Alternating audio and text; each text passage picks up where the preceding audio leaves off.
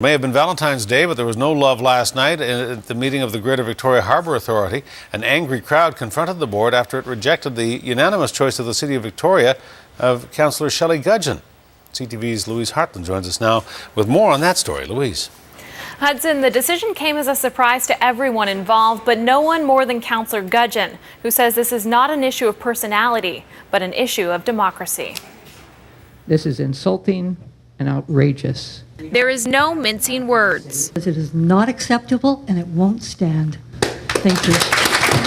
Angry people pack this room, voicing their disgust to the Greater Victoria Harbour Authority. The GVHA's board is in the line of fire after rejecting Victoria City Councillor Shellie Gudgeon as a new member, a decision many people are calling undemocratic.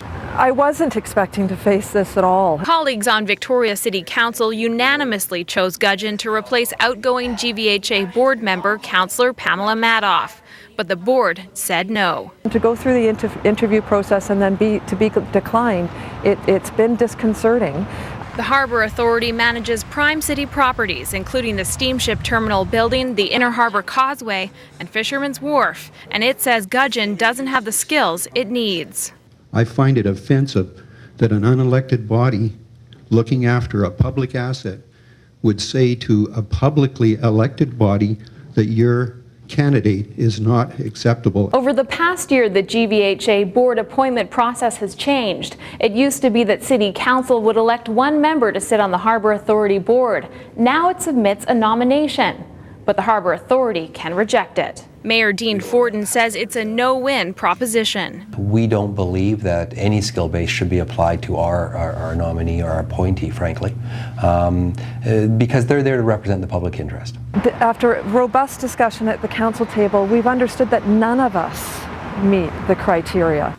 City Council has asked the Harbour Authority to reconsider and accept Gudgeon.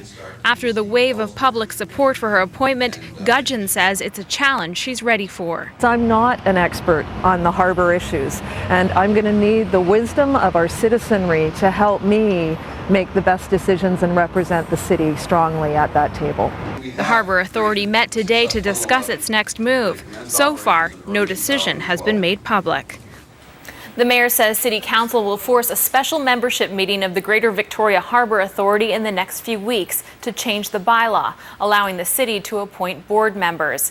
GVHA Chair Bill Welburn was in meetings all day today and was not available for comment. We understand, though, that some of today's meetings focused on Gudgeon and the appointment process. Of course, Hudson will bring you more on this story as it becomes available. All right, I'm sure they were meeting today. Louise, thank you. You're welcome.